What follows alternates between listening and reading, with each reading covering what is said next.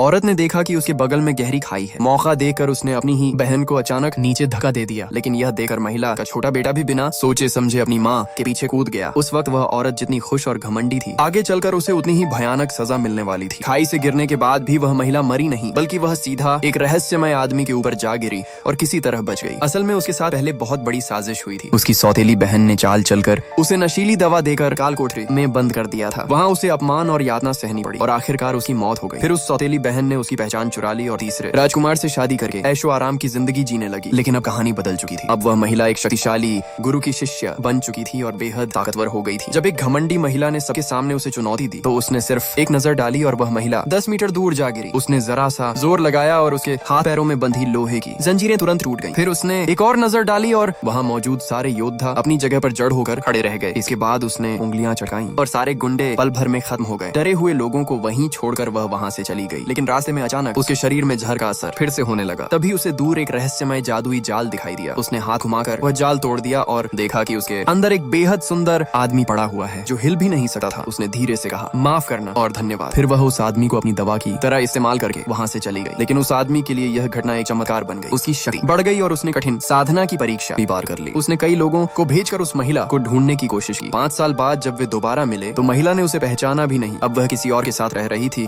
और उसके पास एक प्यारा सा बेटा भी था। यह देखकर आदमी के मन में अजीब सी भावनाएं उठने लगी, थोड़ा दुख, थोड़ा हैरानी। उसने झूठ बोला कि वह बहुत अमीर आदमी है और उसके पास अनगिनत दौलत है। महिला पैसे के लालच में उसे अपने साथ रहने देने और उसका इलाज करने को तैयार हो गई। एक दिन जब वह आदमी बच्चे के साथ अकेला था तो उसने उससे बातों बातों में उसकी उम्र पूछी। बच्चे ने मासूमियत से जवाब दिया, मैं 3 साल का हूँ। 3 साल और आधा। ये सुनते ही आदमी के मन में एक सवाल गूंज उठा, क्या ये बच्चा सच में मेरा ही बेटा है?